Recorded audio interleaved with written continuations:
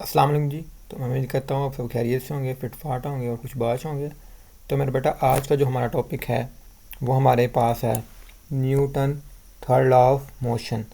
जिस तरह से हमने पढ़ा कि हमारे पास Newton first law of motion था जिसे हमने लॉ ऑफ फोर्स का नाम दिया।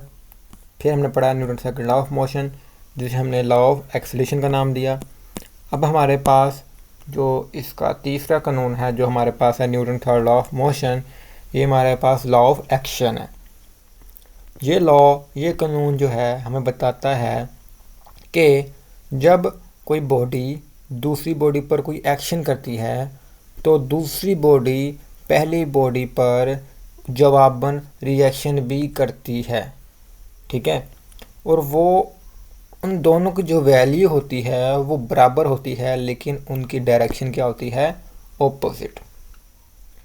आइए सबसे पहले हम लोग यहाँ पर दी एग्ज़ाम्पल की तरफ देखते हैं, उसको स्टडी करते हैं और उसके बाद हम जो इसकी तारीफ़ जो है, जो डेफिनेशन है, उसको पढ़ेंगे। तो जैसे देखो यहाँ पर एक फोर्स है, हाथ जो है ए पोजीशन पर वो फोर्स लगा रहा है इस स्प्रिंग पर जो इसे कंप्रेस कर रहा है, और जवाबन ये स्प्रिंग जो है वो इस हाथ के ऊपर फोर्स लगाएगा एज ए रिएक्शन। तो जितनी ज़्यादा ये हाथ फोर्स लगाएगा उतना ही ये जो स्प्रिंग है जवाबन उस पर फोर्स लगाएगा हाथ के ऊपर। लेकिन हम देखा जाए तो हाथ जो है वो इस डायरेक्शन में फोर्स लगा रहा है, बट स्प्रिंग जो है वो इसकी मुखालफ सिमत में, ऑपोजिट सिमत में जो है फोर्स लगा रहा है। तो इसका मतलब ये है कि जो फोर्स लग रही है वो इक्वल तो है एक्शन और reaction, but opposite in direction. तो सबसे पहले हम करते क्या हैं कि हम लोग जो है इसकी डेफिनेशन को पढ़ते हैं, फिर हम जो है फर्दर जो सारी बाकी डिस्कशन करेंगे। तो इससे हमें पता चलता है कि हमारे पास इसकी डेफिनेशन क्या होगी। फॉर एवरी एक्शन, हमारे पास कोई भी जो एक्शन होगा, there is always an equal and opposite reaction. कि हमारे पास हर एक्शन के लिए एक रिएक्शन होगा, बट वो ऑलवेज इक्वल होगा, बट वो ऑपोजिट होगा। ओके हो गया जी। अब जो मैंने आपको एग्जांपल दी है वो सारी की सारी जो है यहाँ पर जो एक्सप्लेन की गई है।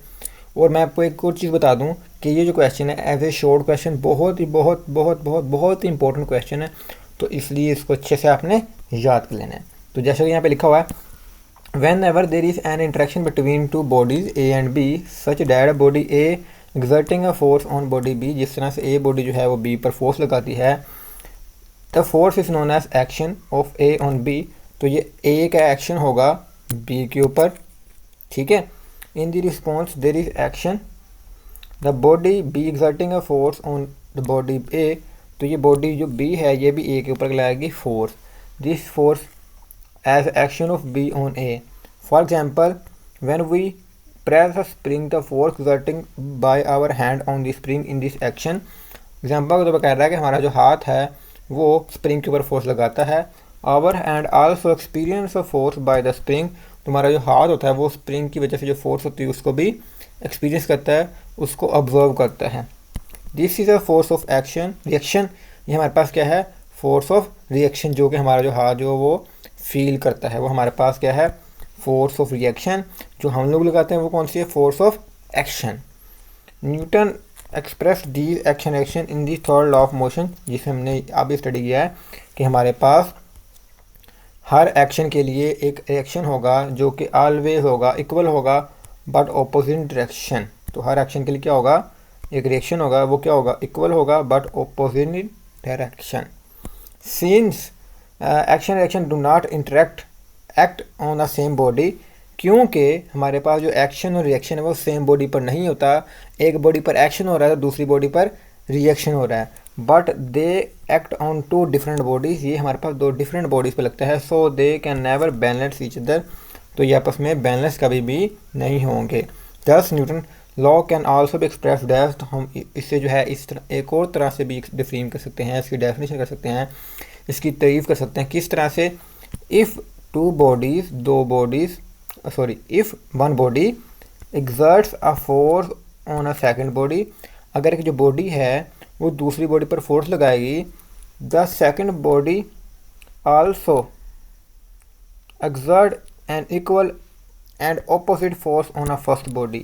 तो कह रहा है कि हमारे पास अगर दो बॉडी हों और उनमें से एक जो बॉडी हो वो सेकंड बॉडी पर, दूसरी बॉडी पर, दूसरे जिस्म के ऊपर, दूसरे ऑब्जेक्ट के ऊपर फोर्स लगाए, तो फिर क्या होगा कि सेकंड बॉडी भी उसके ऊपर, पहले के ऊपर क्या लगाएगी, फोर्स, जो कि दोनों आपस में क्या होंगी, इक्वल होंगी, बट उनकी जो सिमत होगी वो क्या होगी, ऑपोजिट। ओके हो गया।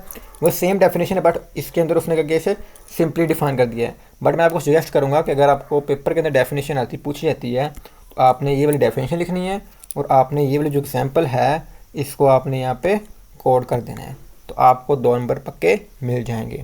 ये क्वेश्चन ऐसे शॉर्ट क्वेश्चन ही आएगा, इसे मैंने आपको बता दिया है, ठीक है। इसके अलावा यहाँ पे उसने 2 और एग्जाम्पल्स ली हैं, ठीक है। एक हमारे पास टेबल की एग्जाम्पल है और एक बुलेट की एग्जाम्पल है। मैं इनको पढ़ देता हूँ ताकि आपको जो कोई टर्म यहाँ से कोई मुश्किल लगेगी वो भी आपको क्लियर आउट हो जाएगी। तो देखो यहाँ पे जैसे लिखा हुआ है कि we have study that the forces act in pairs. हमारे पास क्या होता है, पेयर्स के फॉर्म में, तो कैसे, एक एक्शन की फॉर्म में, दूसरी रिएक्शन की फॉर्म में। व्हेन टू ऑब्जेक्ट्स इंटरेक्ट, जब 2 ऑब्जेक्ट जो इंटरेक्ट करते हैं, एक्शन रिएक्शन फोर्सेस हमारे पास कौन कौन सी होती है, एक्शन होगी, एक रिएक्शन होगी। We often notice a force that seem to be make something happens, जो हमारे पास फोर्स हैपन्स करती है, but usually we do not notice the, हम लोग वो फोर्स तो कहते हैं जो कोई एक्शन करती है वो तो हमें नज़र आ रही होती है, but usually we do not notice the other force involved. अब ये बड़ी पेचीदा बात है। उसने कहा कि लाइक मेरे पास ये बॉल थी, ये दीवार थी, तो मैंने इस बॉल को फोर्स लगाई इस दीवार पर जाने के लिए। कह रहा है हम जब ऑब्जर्व करते हैं तो ये वाली फोर्स लग रही है, ये तो हमें नज़र आती है, ये मैं मतलब नज़र से मराद है, हम लोग इसको ऑब्जर्व करते हैं, बट जब ये बॉल यहाँ बाउंस होने के बाद वापस आती है तो यहाँ पर जो फोर्स लग रही है वो हमें जो है उसको नोटिस नहीं करते, वो हमें पता नहीं चलता ये कैसे लग रही है, ठीक है। मतलब यहाँ पर जो फोर्स इसको यहाँ पर मूव, यहाँ पर लेके आने के में जो है वो खसा रही है, लेके आ रही है, वो तो हमें पता चल रहा है, हमें वर्बल है कि ये फोर्स लग रही है, बट जब इसके साथ टकरा के वापस आती है तो यहाँ पर जो फोर्स लगती है जो इसे यहाँ पर लेके आती है इस तरफ को, वो फोर्स हम लोग ऑब्जर्व नहीं करते, मतलब उसको हम लोग नोटिस नहीं कर पाते कि ये कैसे लग रही होती है। Here are some examples of pair forces involved according to the Newton third law of motion। तो हमारे पास कुछ एग्जांपल दी गई हैं, वो नीचे मैंने बताई थी आपको, उनको स्टडी करेंगे तो हमें ये चीज़ें क्लियर आउट हो जाएंगी। जैसे कि एग्जांपल नंबर 1 है जी, कहता है कंसीडर, मेरे पास क्या है, एक a book laying on a table, हमारे पास क्या किताब है जो कि मेज़ के ऊपर पड़ी हुई है। कहता है force acting downward on the block, this is weight is the weight. कहता है जो फोर्स है एक्टिंग हो रही है downward on a block is the weight, वो उसका क्या है, उसका वेट है। यानी देखो ये मेरे पास क्या है जी, एक ब्लॉक है, ठीक है, कोई बुक हो सकती है, ब्लॉक हो सकता है। तो कहता है इसके ऊपर एक फोर्स लग रही है, वो कौन सी फोर्स मेरा बेटा, वो उसकी ग्रेविटेशनल फोर्स है, वेट फोर्स है जो उसके ऊपर लग रही है। The block acting a downward force on a table equal to its weights. तो कहता है कि हमारे पास जो ब्लॉक है वो टेबल के ऊपर जो है वो फोर्स लगा रहा है जो इक्वल टू किसके है, उसके वेट के। The table also exerting a reaction force on a block. हमारे पास यहाँ पर जो ब्लॉक है इसके ऊपर भी एक फोर्स लग रही है जो हमारे पास क्या है जी, इक्वल टू है। यानी हमारे पास ये जो बुक है ये टेबल पर फोर्स लगा ही रही है, इसके नतीजे के अंदर हमारे पास जो टेबल है वो भी इसके ऊपर एक फोर्स लगा रहा है जो हमारे पास क्या है, दिस वन। और ये जो फोर्स लग रही है टेबल के ऊपर ये क्या है, हमारे पास ब्लॉक की वजह से, और टेबल भी उसके ऊपर क्या लगा रहा है, force. The two forces on a block balance each other and blocks remain at rest. तो हमारे पास जो ब्लॉक होगा वो रेस्ट पर ही रहेगा। इसी तरह से हमारे पास एग्जांपल है कि when a bullet is fired from the gun, हमारे पास जब कोई बुलेट जो है वो फायर किया जाता है गन से, the bullet moves in a forward direction, हमारे पास जो बुलेट होता है वो फॉरवर्ड डायरेक्शन में आगे तरफ जाता है। The force with the force हमारे पास एफ के, this is the force of action, ये हमारे पास क्या है, एक्शन फोर्स है। The gun requires it's back direction, तो जो गन होती है वो पीछे की तरफ जाती है। And with the reaction force R, तो ये हमारे पास जो फोर्स है उस आर के साथ वो पीछे की तरफ जाती है। तो ये हमें रिप्रेजेंट यहाँ पे करी है कि ये हमारे पास एक्शन हुआ और इस नीचे में गन क्या हुई, गन ने एक्शन किया ना, बुलेट को फायर किया, इस वजह से इसके ऊपर जो फोर्स होगी वो क्या थी, रिएक्शन फोर्स, जिसको जो इसे पीछे की तरफ लेकर गया। तो मैं उम्मीद करता हूँ कि आपको जनरली समझ आ चुकी होगी कि हमारे पास Newton third law of motion क्या है, कि हर एक्शन का एक रिएक्शन होता है जो कि इक्वल टू होता है, दोनों बराबर तो होते हैं एक्शन और रिएक्शन के, बट उनकी सिमत क्या होती है, मुखालफ, एक दूसरे के ओपोजिट होती है। ठीक हो गया। पेपर में आपको क्वेश्चन आएगा define Newton third law of motion with an example, तो आप लोग इस एग्जांपल के ज़रिए बता सकते हैं। आप यहाँ से ये वाली एग्जांपल ले लो, गन वाली एग्जांपल ले लो, या आप जो है ये स्प्रिंग वाली एग्जांपल ले लो, आप एग्जांपल लिख दोगे, आपका क्वेश्चन आउट क्लियर हो जाएगा। उसके बाद इसमें एक छोटा सा पोर्शन है कि लिमिटेशन क्या है, कुछ खराबियाँ हैं न्यूटन के लॉज के अंदर, वो क्या हैं। अब मैं सादा लफ्ज़ समझाता हूँ। असल में बात यह है कि जो न्यूटन का लॉ है ना, इसके अलावा हमारे पास एक लॉ और भी है जो आइंस्टाइन की थ्योरी है। ठीक है, अब इनमें फ़र्क क्या है मैं आपको बताता हूँ। अब थोड़ा सा इस चीज़ को गौर से समझना। देखो हमारे पास दुनिया में ना दो तरह की हम लोग ऑब्जेक्ट को स्टडी करते हैं, एक होता है मैक्रोस्कोपिक, एक होता है माइक्रोस्कोपिक।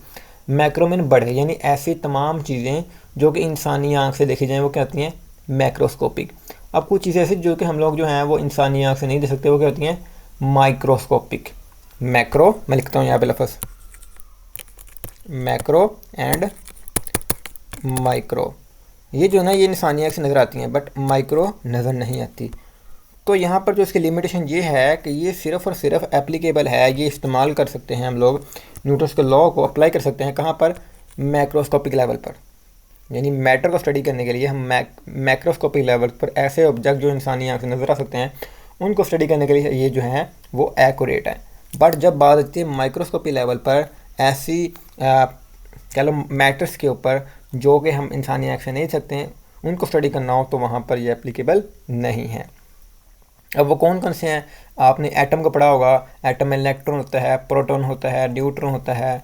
ठीक है, इसी तरह से बेशुमार पार्टिकल्स उसके अंदर होते हैं। तो ये सारे पार्टिकल्स इंसानी आँख के नज़र नहीं आते, तो यहाँ पर न्यूटन के लॉ जो है वो अप्लाई नहीं होते। ठीक हो गया।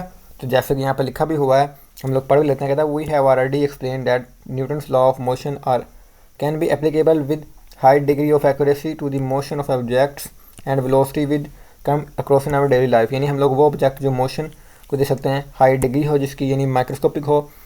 The problem arises when we deal with the motion of elementary particles. Elementary particle कौन से हैं, हमारे पास इलेक्ट्रॉन है, प्रोटॉन है, न्यूट्रॉन है and so on. Having velocity closer to speed of light, हमारे पास जो वेलोसिटीज़ होंगी स्पीड उसकी लाइट के अकॉर्डिंग। ठीक है, for the purpose relativistic mechanics develop by Einstein is applicable.